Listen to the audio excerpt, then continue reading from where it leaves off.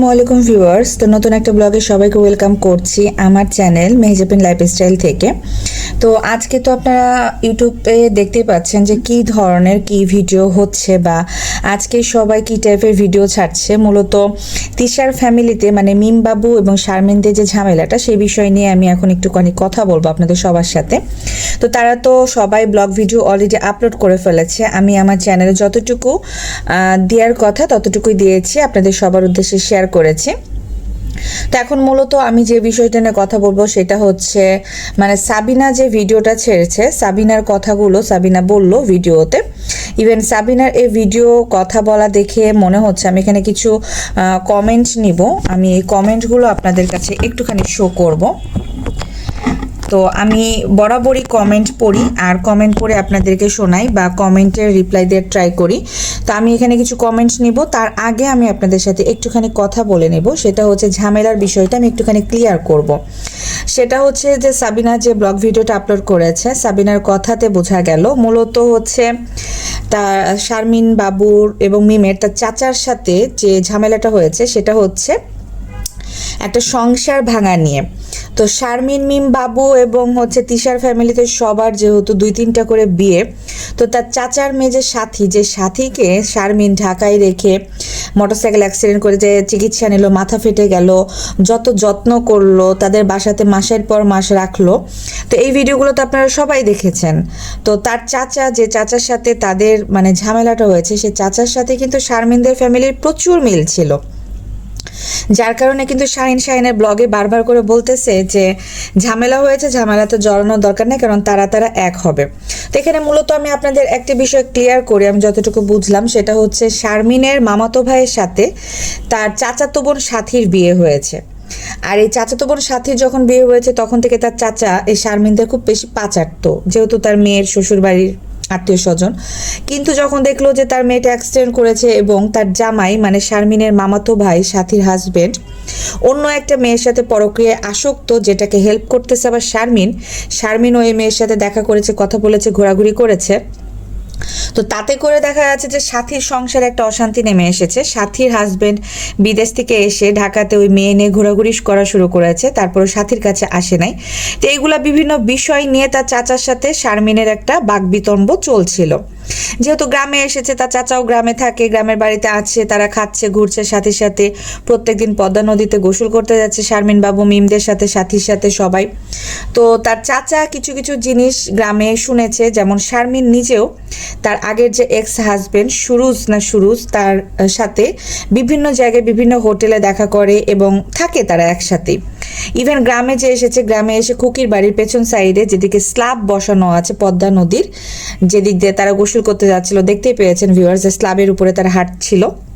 তো ওই জায়গাতে নাকি ওই ছেলের সাথে মানে তার এক্স হাজবেন্ডের সাথে দেখা করে এবং আকাম উকাম করে। তো এগুলা নিয়ে তার চাচা যখন শারমিনকে প্রশ্ন করে বা কিছু বলে, তখন শারমিন বলে যে আমার চাচা বাপ সমতুল্য লোক, সে আমাকে কিভাবে এই টাইপের কথাবার্তা বলে, সে যে কাজ করছে সেটা ম্যাটার করে না, বাট তাকে তার বাপ সমতুল্য চাচা কেন এই টাইপের প্রশ্ন করেছে যে গ্রামে গঞ্জে মানুষ এই টাইপের কথাবার্তা বলছে, তুই কি এগুলো করছিস কিনা বা তুই ওর সাথে থাকছিস কিনা। তো তখন এই শারমিনের মাথা খারাপ হয়ে যায়। তো এক কথা দু কথাই শারমিন তো চাপার জোর, আপনারা তো ভিউয়ার্স জানেনই তার মুখ কি। তো সে বিভিন্ন রকমের চাপাবাজি করা শুরু করেছে, বয়ান দেওয়া শুরু করেছে। তো তখন তার চাচার রাগে উঠেছে এবং চাচা শারমিনকে একটা থাপ্পড় দেয়। এই থাপ্পড় দেওয়া থেকে শুরু করে শারমিনের মা দৌড় মেরে যায় এবং শারমিনের মা যে চাচার পাঞ্জাবির কলার চেপে ধরে। তো তখন ওর চাচা ওর শারমিনের মাকেও থাপ্পড় দিছে, গলা টিপ দিয়ে ধরছে এবং বুকে লাথি দিছে, এবং শারমিনকেও মানে থাপ্পড় কিল ঘুষি মারতে আছে, লাথি গুতা দিছে। তো ওর ওইখানে নাকি তার চাচার হাতে মানে একটা হচ্ছে বাঁশের চলা নাকি যেন ছিল, সেটা দিয়ে নাকি এই দুই মা মেয়েকে মারছে, পিটাইছে বেধরক। এই দিক দিয়া বাবু আবার বের হয়েছে ঘর থেকে, বাবু বের হয়ে ঘর থেকে দেখে যে তার চাচা বাঁশের একটা লাঠি দিয়ে তার মা এবং বোনকে মাটিতে ফেলে বেধরক পিটাইতেছে। তখন বাবু দৌড় মরে গেছে, যায় ওই চাচার দাড়ি ধইরা মুখের উপরে কিল দিছে। তো দাঁত মুখ ফাটাই দিছে। তারপরে শারমিন, যেহেতু বাবু এসে চাচাকে ধরছে, তখন শারমিন উঠছে, উঠা খুকির বাড়ির সামনে থেকে ইট নিয়ে গেছে, ইট নিয়ে যে ওর চাচার মাথার উপরে ধামাধাম করে বাড়ি দিছে। তো তাতেই তার চাচার মাথা ফেটে যায়। তো তারপরেই কাহিনী, চাচা চলে গেছে খুকির কাছে যে বিচার দিছে এবং ওখানে চিকিৎসা নিছে। খুকি তখন হচ্ছে ভিডিও করে আপলোড করছে। এই ভিডিও খুকি কেন করেছে, এই খুকির দোষ। তখন তিশার মা, এই কোহিনুর বেগম, সাবিনা মিম তিশার মা কোহিনুর বেগম এই খুকিকে ফোন দেয়, খুকির শাশুড়ি ফোন দিয়ে বলে তুমি ভিডিও কেন আপলোড করেছো, বাড়িতে যা হয়েছে হয়েছে, ঝামেলা ঝঞ্ঝট, তুমি কেন ভিডিও আপলোড করে পাবলিককে জানিয়েছো, আমার তিশার মান সম্মান চলে যাবে। তো তার তিশার মান সম্মান যে তিশা নিজেই ডুবিয়ে দিয়েছে সেটা কোহিনুর বেগম তো ভুলে যায় বারবার। তো যাই হোক, খুকি জানিয়ে দেওয়াতে আমাদের মতো পাবলিক ভিউয়ার্স সবাই জেনে যায় বিষয়টা। এই জানাজানিতে মিমবাবুর সমস্যা হয়ে যায়। মিমবাবু কিন্তু, শারমিন কিন্তু ওখান থেকে মায়ের খেয়ে খুব সুন্দর মতো চলে আসে। হ্যাঁ, কেস করবে না, কারণ কেস করতে গেলে, মামলা করতে গেলে সবাই ফেসে যাবে, চারিদিক দিয়ে যে যার মতো সবাই ফেসে যাবে, যার কারণে যে যার মতো বাড়ি থেকে চলে আসতেছিল। তো খুকি যেহেতু ভিডিও করে পাবলিশ করে দিয়েছে, যার কারণে সবাই জেনে গিয়েছে বিষয়টা, সোশ্যাল মিডিয়ায় সবাই জানাজানি হয়ে যায়। তো যার কারণে হচ্ছে কোহিনুর বেগম খুকিকে ফোন দিয়ে অকথ্য ভাষায় গালাগালি করে। খুকিও ছাড় দেয় না, খুকিও বলছে যে আপনি তো সবগুলা জন্ম দিয়েছেন, কারো কোনো পারিবারিক শিক্ষা নাই, সবাই হচ্ছে বেয়াদব, বড়দেরকে সম্মান করতে পারে না, চাচা বাপ সমতুল্য, চাচার গায়ে কিভাবে হাত দেয়, বাবু কাল্লার এত সাহস হয় কি করে, বাবু কাল্লা এই বাড়িতে এসে কেন মাতাব্বরি করবে, বাবু কাল্লা কেন মিম কেনে বারবার আমার বাড়িতে এসে থাকে। এই যে আমার বাড়ি বলছে, তখন এদের মাথা খারাপ হয়ে গেছে এবং কোহিনুর বেগম বলছে এটা আমার বাড়ি, আমার স্বামীর বাড়ি, আমার ছেলের বাড়ি। তখন খুকি বলছে যে এটা আমার বাড়ি, তোমার কোনো বাড়িই নেই, আমি একটা ঘর দিছি তোমাকে থাকার জন্য, আমার সবচাইতে বড় ভুল হয়েছে শাশুড়িকে একটা ঘর দিয়ে। এই ঘরটা যদি আমি না দিতাম তাহলে আজকে শাশুড়ি রাস্তায় থাকতো, কারণ ওই মাটিটা হচ্ছে আমার স্বামীর কেনা মাটি, আমার শ্বশুরেরও মাটি না, আমার শ্বশুরের বাড়িই থাকার কথা না, আমি ঘর দিছি বিধে আমার শ্বশুরটা ওখানে থাকতে পারতেছে। তো এই হচ্ছে খুকির বক্তব্য। তো আসলে খুকি ভুল করছে একটা জিনিস, আমি এখানে বলবো ভিউয়ার্স, আপনারা একটু আপনাদের জায়গা থেকে কল্পনা করে দেখবেন জিনিসটা, যে স্বামী ছাড়া শ্বশুর বাড়িতে বউ হিসেবে দামটা কতটুকু। 3 ননদের অত্যাচার, 2 দিন পর পর যে ননদরা বাপের বাড়িতে সব মাতাব্বরি করে, এই জিনিসটা খুবই খারাপ। একটা বিবাহিত মেয়ে যদি বিয়ের পরও স্বামী নিয়ে বাপের বাড়িতে এসে মানে ভাইয়ের সংসারে বা ভাইয়ের বউয়ের সংসারে মাতাব্বরি করে, এই জায়গায় কোনো বউ টিকতে পারে না। এটা আপনারা যতই খুকিকে খারাপ বলেন না কেন, আমি এইটার একদমই বিপরীতে। আমি জানি খুকি খারাপ, সবার অবস্থান থেকে কিছু না কিছু দিক দিয়ে খারাপ, কিন্তু একটা দিকে আপনারা একটু আপনাদের নিজ নিজ জায়গা থেকে চিন্তা ভাবনা করবেন। আপনারা ননদ আছেন, আসবেন, খাবেন, বেড়াবেন, চলে যাবেন, যে কোনো বিষয় হবে, যদি কোনো পরামর্শ লাগে সেক্ষেত্রে আপনাদেরকে ডাকা হবে, আপনাদের মূল্যবান মতামত, আমরা এটা করব, জমি এভাবে ভাগ করছি, আপা আপনারা কি করবেন, এইভাবে তারা তাদের মতামত দিয়ে যাবে। বাট কারণে অকারণে স্বামী সংসার নিয়ে বাপের বাড়িতে ভাদাম্মাগিরি করে পড়ে থাকার মতো ওই তিশা, সাবিনা এবং মিমকে ঝাঁটার বাড়ি দিয়ে ওই বাড়ি থেকে বিদায় করা উচিত বলে আমি মনে করি। বাড়িতে, বাপের বাড়িতে অবশ্যই আসবে, কেন আসবে না, মাসে বছরে বেড়াইতে আসবে, ঈদে আসবে, যে কোনো অকেশনে আসবে, বাচ্চাদের স্কুলের ছুটি, পরীক্ষা শেষ, যাব নানির বাড়ি থেকে বেড়াই নিয়ে আসি বাচ্চাদেরকে, তখন আসবে। কারণে অকারণে কেন এসে বসে থাকবে? 2 দিন একদিন এক মেয়ে যে আর এক মেয়ে আসে, আর এক মেয়ে যে আর এক মেয়ে আসে, কারণ খুকির ওই বাড়িটাতে যেন খুকি ঢুকতে না পারে, এই কারণে সাবিনা এবং মিমকে কন্টিনিউয়াসলি তিশা ওই বাড়িতে ঢুকায় রাখে যে তোরা বাড়ি থেকে নড়বি না, কারণ আমার মা হচ্ছে সহজ সরল, আমার মা কখন হচ্ছে খুকিকে প্রশ্রয় দিবে, খুকির সাথে রান্না বান্না করে খাবে, যেটা তিশা একদমই চায় না। এই কারণে সব সময় মিম এবং সাবিনাকে ওই বাড়িতে তিশাই রাখে। এখন আসি মূল ঘটনায়। তো এই যে মারামারিটা হইলো, মারামারি হওয়ার পর কিন্তু এই হচ্ছে শাহিন বাবুকে এবং হচ্ছে শারমিনকে কিল ঘুষি মারে। হ্যাঁ, তো মিম বের হয়ে দেখে যে শাহিন বাবুকে বেধড়ক পিটাইতেছে, কিল ঘুষি মারতেছে, লাথি মারতেছে, যে তুই আমার চাচার মাথা কেমনে ফাটাইলি। কারণ শাহিন তো আগে কি হয়েছে সেটা দেখে নাই, আগে যে শারমিনের সাথে এরকম কথা কাটাকাটি হয়েছে, তারপরে যে তার চাচা শারমিনকে মারছে, শারমিনের মাকে মারছে, এগুলা তো শাহিন দেখে নাই। শাহিন এসে কি দেখছে? শাহিন এসে দেখছে যে তার চাচার মাথায় রক্ত, তার মাথা ফেটে গেছে, আর এই বাবু এবং শারমিন মিলে তারে মারতেছে, তার চাচারে মারতেছে। আর এদিকে তার চাচি মানে শারমিনের মা তার চাচাকে মানে কিল ঘুষি দিতেছে, লাথি দিতেছে, বাঁশের চলা নিয়ে এসে পিটাইছে, মানে তারা 3 জন মিলে তার চাচাকে মারতেছে। তো তখন শাহিন এসে বাবুকে এবং শারমিনকে লাথি এবং কিল ঘুষি দিছে, থাপ্পড় দিছে, শারমিনকে এবং বাবুকে প্রচুর মারছে। তো সেই ক্ষেত্রে মিম আবার দৌড়াই গেছে যে মিয়া ভাই আপনার সমস্যাটা কি? তখন শাহিন বলছে যে তোকেও মারবো, তুই আসতেছিস কিসের জন্য, তোরও মাথা ফাটাবো। তোকেও মাইরাই বাড়ি থেকে বাইর করব, এমন বলছে। তো ওই যে মিম দেখছে যে আমার বাবুরে কাল্লা বুতরে আমার হাজব্যান্ড আমার বাবুরে মারতেছে, মিয়া ভাই কিল্লিগা মারতেছে, কিন্তু তার আগে যে ঘটনা সেটা তো শাহিন দেখতো না, মানে দেখেনি। তো মিম ওটা দেখে মানে ওর একদম অবস্থা খারাপ হয়ে গেছে, আরে বাবারে আমার হাজব্যান্ডের গায়ে হাত তুলে দিছে, কিল্লিগা হাত তুললো। আবার মিম ওই চাচারে নাকি দেখতে পারে না, তো চাচার নাকি অনেক কাহিনী আছে, চাচা নাকি মার্ডার কেসের আসামি, এসে হ্যান ত্যান বক্কর চক্কর, তাদের ফুল ফ্যামিলিটাই হচ্ছে ডাকাত, নোংরা, চোর। তো তার চাচা নাকি চুরি করতে যায়, কারে কি করছে এগুলো আমি আর না বলি। তো এই সব জিনিস নিয়ে মূলত তাদের বাড়িতে ঝগড়া ঝামেলা লাগে। এখানে খুকি বাড়িতে নাই, কিছু নাই, কিন্তু ওই যে তার চাচা পালাই যে খুকির বাড়িতে আশ্রয় নিয়েছে এবং খুকি তার চাচাকে ডাক্তারের কাছে নিয়ে যে চেক আপ করে বাড়িতে নেশা রাখছে, তারপরেই খুকি ক্যামেরাটা অন করে ভিডিওটা আপলোড দিছে যে বাবু কাল্লা ওই বাড়িতে কি করে, বাবু কাল্লার এত সাহস হয় কি করে। এর আগে নাকি বাবু এই হচ্ছে মানে শারমিনের হাজবেন্ড যে রাজকেও কিন্তু এইভাবে রাজের মাকে এবং রাজকে কিন্তু ঘাট ধাক্কা দিয়ে বের করছিল।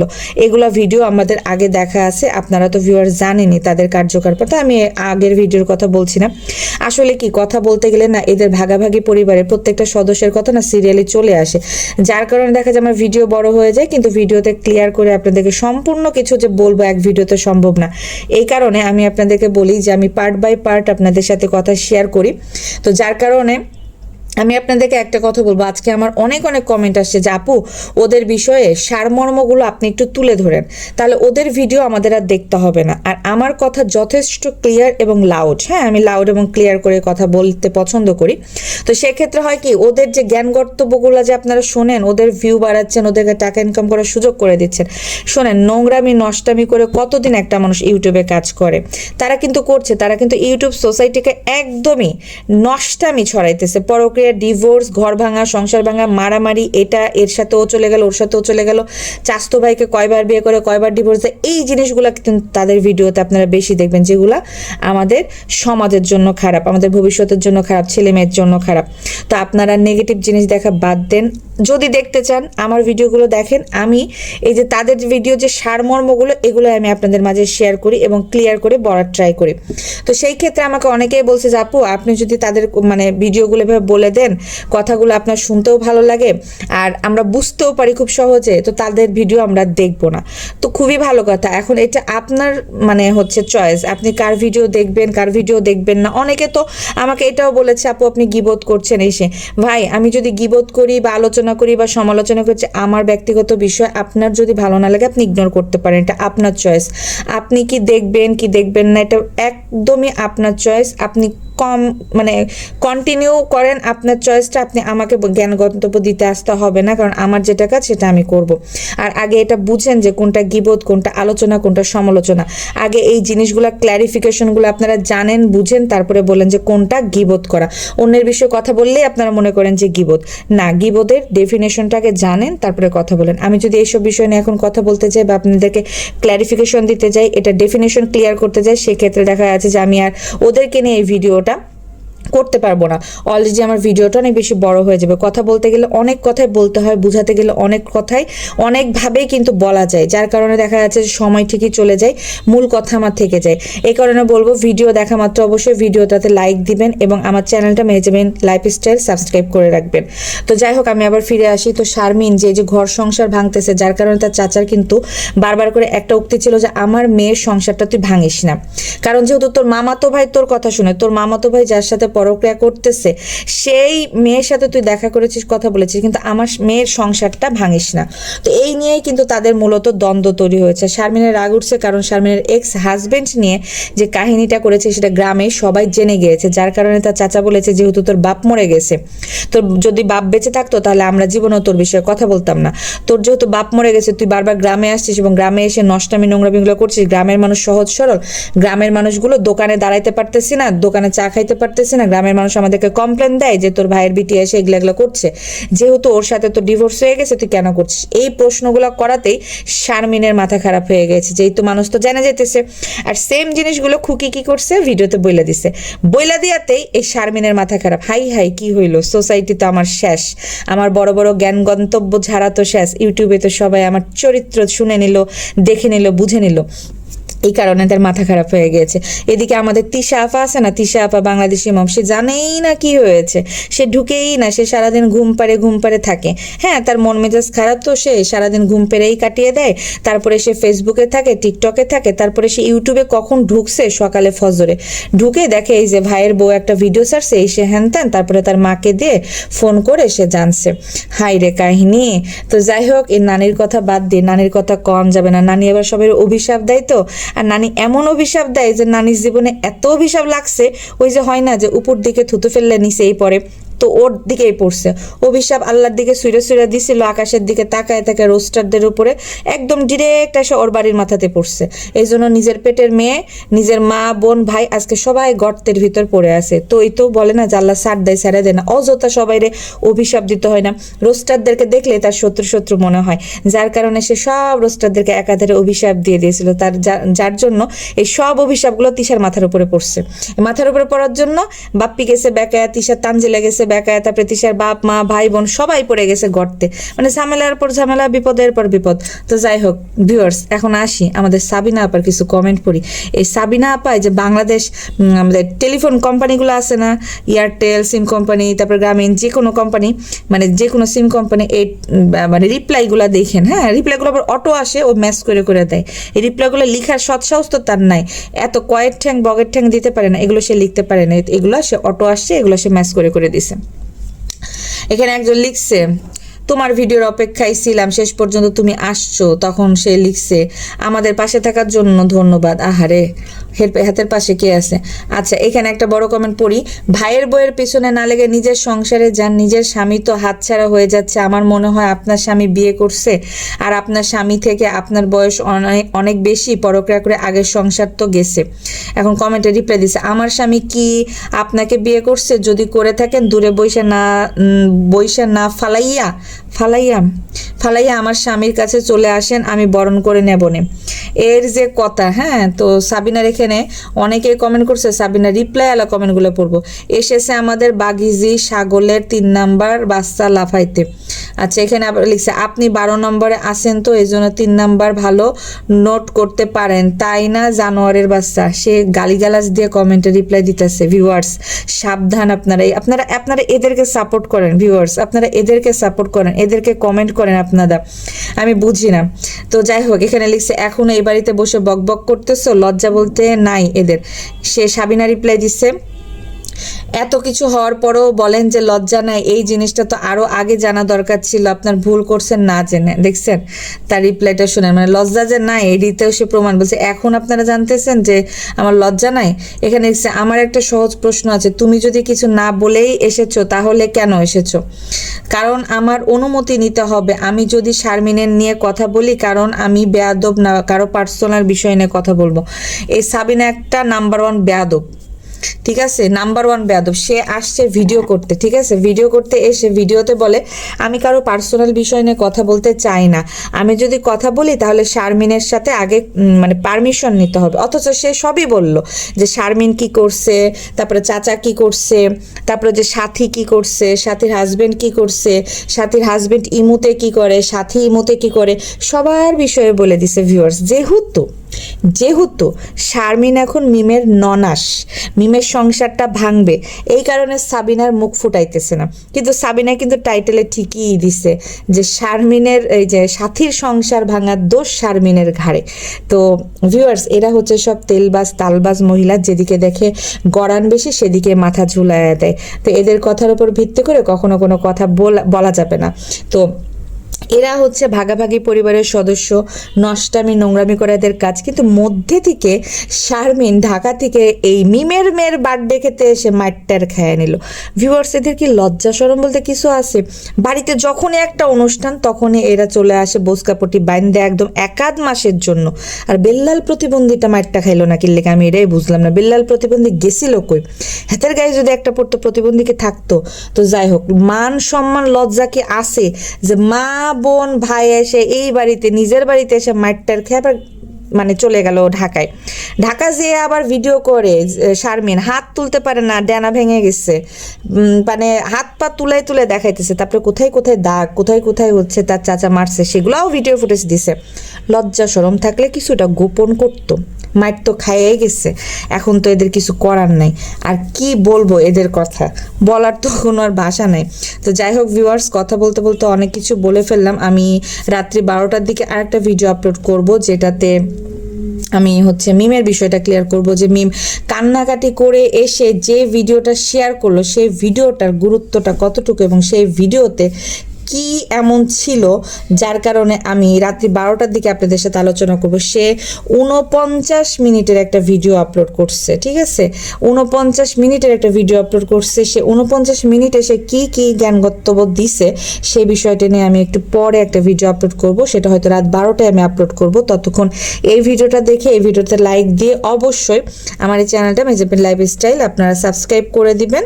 আমি পরবর্তীতে মিমের ভিডিওটা আপলোড করে দিব। আর তাছাড়া অনেকে আমার কাছে আস্ক করেছেন যে সানির সাথে কি হয়েছিল, সানির এই বিষয়টা আমি এখন ক্লিয়ার করব, মানে এই ভিডিওটাতে, এই পরের ভিডিওটাতে, মানে যেটা আমি 12টাতে দিব।